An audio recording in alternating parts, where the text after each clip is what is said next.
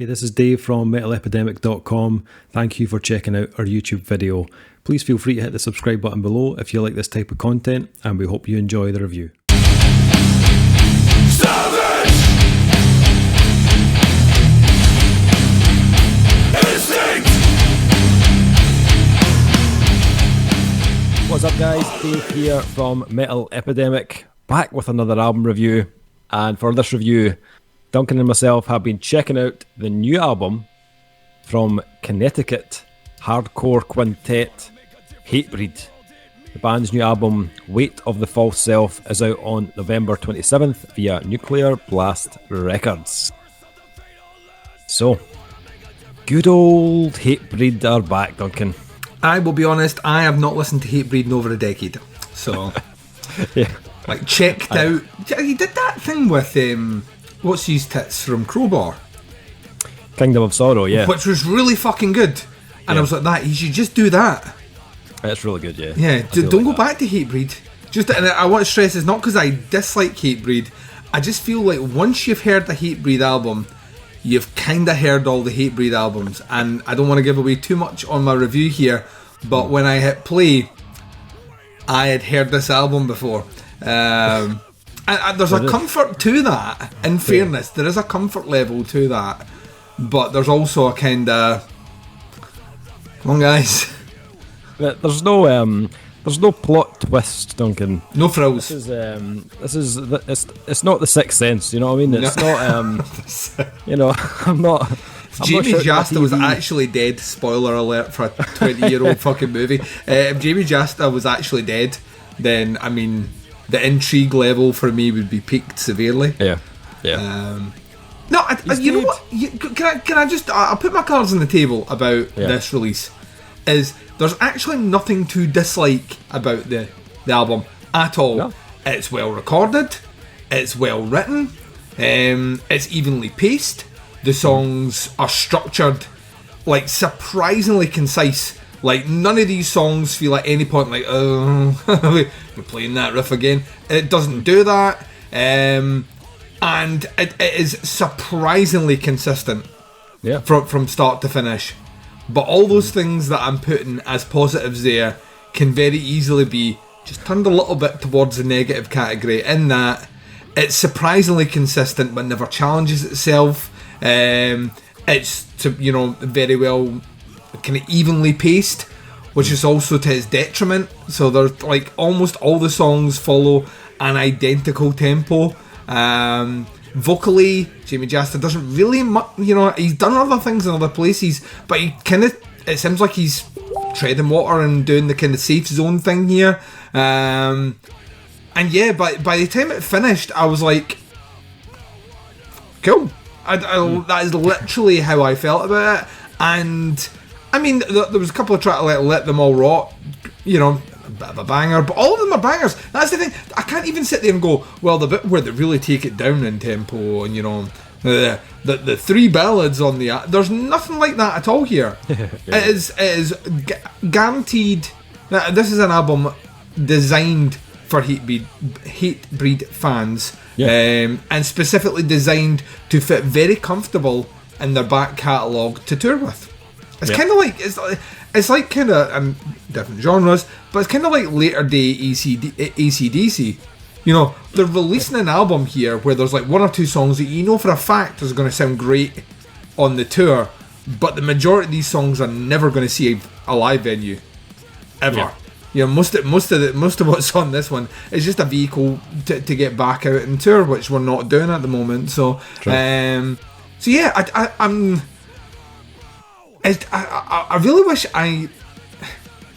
there's nothing worse, I think, from a reviewing position than an album which doesn't force either universal praise or critical condemnation, where it's right down the middle of the road and it's neither remarkable nor reprehensible. And that is literally what Weight of the False Self feels like. It is as dim the middle a kind of hardcore Hatebreed album as you're gonna hear this year. And that's really all I've got to say, Dave. So the floor is you're a bigger fan because you own t-shirts with Hatebreed on them. So let me just crack these knuckles. Duncan, everything... Sit down and shut up, you ignorant slut. Everything you've said is right, and you can't argue it. Or maybe you can. I don't know. Well, let's find out. Peel back the onion, Dave. Hatebreed. Okay. I always get like this feeling of nostalgia when I hear Hatebreed. Like they were a band I listened to heavily, like back in the very late 90s and early 2000s. Our college days, Duncan. I mean, they've been on the go for fucking ages. Yeah. I loved their first album. Satisfaction is the Death of Desire is still to this day one of my favourite Hatebreed albums. Probably could possibly be my favourite album. Production and all, it is a fantastic hardcore record. And to be honest, I really enjoyed the follow-up albums after that. Perseverance, The Rise of Brutality, both great albums. I loved that thick guitar tone in Perseverance was awesome. And then kind of like yourself, I lost touch with them a little bit. Around like they're self-titled in 2009, and I never really committed much to the albums that followed after that. If I was in the mood for like some good old like skull crushing hardcore, then I would usually go back to those like first few albums. So this new album, it was, I suppose, a bit of a good excuse to go back and familiarise myself with some of their more recent work. And I don't think you'll be surprised to hear me say that they're a band that don't really change all that much, as you've said. Yeah. You know, some albums may be, a little bit more pacey or have more of a punk edge, and then others lean more into the kind of slower, more kind of like kind of heavier grooves. But for the most part, like, you know what you're going to get. And as you've said, once again, Weight of the False Self. This is very much a Hatebreed album. This is hefty hardcore, Duncan. I will make that genre stick eventually. You say it enough. The way you find out that you've made it stick is when you hear someone who's out with your circle of friends quote it back to you as if it's their phrase, and then you're like that. Yeah, it's trending. Hefty. Hefty hardcore. Hefty hardcore. After I went back and I listened to their previous album, The Concrete Confessional. It's a great fucking name of an album, actually. It is. But I must admit, I much prefer the kind of cocktail of hardcore offered on this album.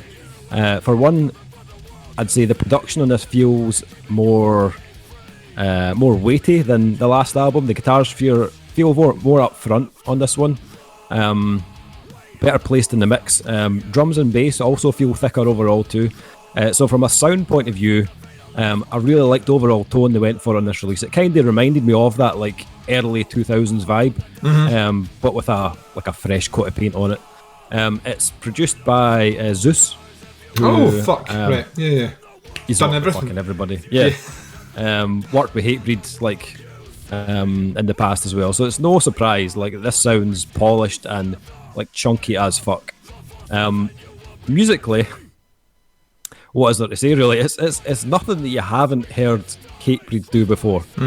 But if I'm honest, I didn't go into this thinking I was going to hear like a band pushing into new territory. This is Hatebreed. This is a Hatebreed album. It was always going to be an aggressive hardcore album. Yeah.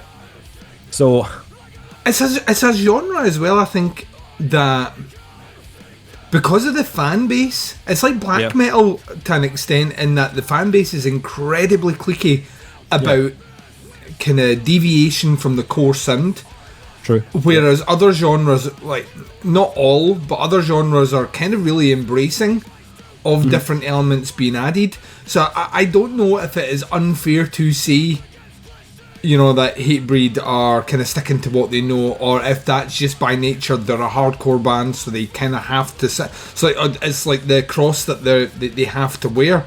Because I was thinking, like, when you were talking about it, I was thinking about, they are quite long in the tooth now when you think. But then I think of one of my favourite albums this year is by Napalm Death, who have been on the go much longer and have released maybe one of the freshest sounding kind of original extreme noise albums, and maybe of this decade, even though we've just started it.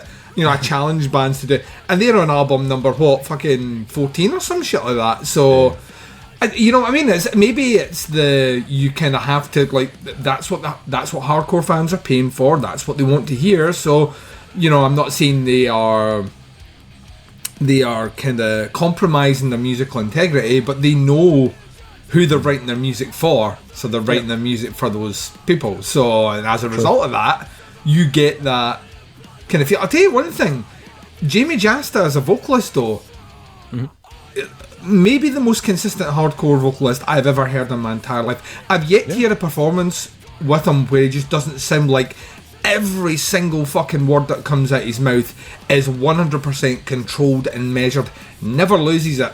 And I love that about him, because he's got such a fucking great like kind of hardcore metal shouty tone, and it adds like a degree of warmth and texture to their sound. And even on this one, it just sounds fucking great. Yeah. So yeah, and especially like for how long they've been going, his voice is held up very well. How they do it, I don't know how they do it, man. No. I was listening to, I don't even fucking know what the album was, a couple of days ago. I decided to, this is some metal band that I was singing in the car, and I come out and I was singing Horse, and I used to scream. I used to be in a scream band, you know, like full on screaming. I can't do it now. I don't even think I was screaming. I think I was doing a bit of shouting. I come out and I was like, so how these fuckers do it in and out on albums and then tour 18 months and then go back. I don't know. Maybe the trick is you just never stop. Never stop. Never take time off, Dave. Just keep going. Yeah, maybe. Yeah, so for me on this one, like from a reviewing perspective, I suppose I was looking at this from the angle of, well, firstly, how memorable is this album? How hard does it hit? Did the band change it up enough that it doesn't fall into the trap of a monotonous hardcore album? And I think, like, for the most part, they tick all the boxes on those categories. I think lyrically, I think it's actually a really strong album. I think there are a lot of strong vocal hooks, and obviously the compulsory gang vocals that do like stick in your head after a couple of spins of this. And I think the lyrical content has a lot to do with that. The kind of catchiness on this album, it's very relatable. One of the themes being around like the kind of emotional weight that people carry about and struggle to get out from underneath. So I found it easy to get on board with a lot of the tracks that had like a kind of relatable message, like kind of sewn into tracks like Let Them Rot, for example. It's a great track. Yeah. Or the album's title track. They really got kind of stuck in your head afterwards. I think it's also got a lot of variation. Like you mentioned, they constantly mix it up, you know, going from tracks with kind of slower, more kind of chugging grooves on like Set It Right or This I Earned, which is an absolutely killer riff to end the track with, to tracks that really see them lean more into that like kind of hardcore punk traits, like the track's called Dig Your Way Out. They also like to add in the odd solo or a bit of, you know, there's a little bit kind of background lead work, which it nicely kind of breaks things up. Tracks like Cling to Life and the album closer as well, Invoking Dominance, I thought they really kind of benefited from that extra layer. Not every track on this album is going to stand out and be a complete home run. There maybe was a couple that didn't have the hooks vocally, or, you know, that didn't totally grab my attention, but I think there's more than enough here to satisfy fans of the band, and I think that's who this album was written for. And I think even if you're like myself and haven't really listened to these guys in a while, this is a very good album to get yourself back into the band. I found a lot of the ideas and the formulas reminded me of those older albums from the early days, so I would say this was probably more up my street than their last album was. It's solid. It's a solid Hatebreed album. Good riffs, good shout along kind of vocal lines. It's got a thick production. And it's like an album you could throw many a windmill to. You're windmilling these are behind you. No, I'd pull a muscle or dislocate a shoulder or something. That's not for me, that game, Duncan. So I thought it was solid. It was enjoyable. Yeah, a lot predictable, but that's what you kind of get from Hatebreed, to be honest. Rating wise, where are you sitting on this one? I mean, like I say, there's nothing to dislike about this album. You can't, like, I would be surprised if anyone can realistically find a fault with anything. Like, my gripe is that I want the band to do something that the band will probably never do, so that's really more with me than it is with the band. I'd give it a 3.5. I think there's enough in here. I can see me returning to it somewhere down the line for sure. I mean, it was cool to be sitting in 2020 and spinning a Hatebreed album. Like, that kind of does my heart good. You know, that they're still going, they are still doing what they do, and there are a few bands in that genre that do what they do as well as how they do it. So 3.5 feels right. Yeah, I swithered on the rating for this one. It was, you know, for me it was between a 3.5 and a 4, and I was back and forth on it. And like, whilst it's nothing, like it's not anything you've not heard before, I think it's really well executed. And I did enjoy the kind of throwback to earlier Hatebreed times. So I think I'm leaning towards a 4. Yeah, I'm gonna go 4 out of 5 on this one. Nice. Yeah. I think if you're a fan, if you enjoy Hatebreed, then what's not to like here, to be honest. It drops on November 27th on Nuclear Blast. The album is called Weight of the False Self. If you want to check them out, facebook.com/Hatebreed. I'll put a link in the description below. And thanks for checking out the review. Much appreciated. We're back with another review very soon. But until then, take care. Speak to you soon. Bye, everyone.